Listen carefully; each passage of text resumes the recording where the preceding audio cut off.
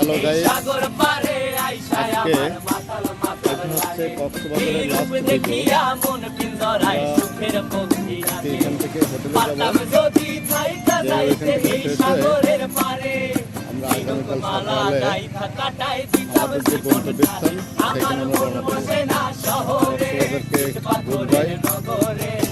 Next time ইনশাল্লাহ আমাদেরকে বাঁচে রাখে আমরা আবার আসবো কক্সবাজার।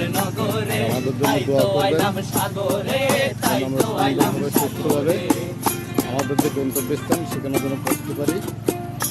আর আমার এই ভিডিওটা বেশি বেশি লাইক কমেন্ট শেয়ার করবেন। সবাইকে আল্লাহ হাফেজ, ভালো থাকবেন।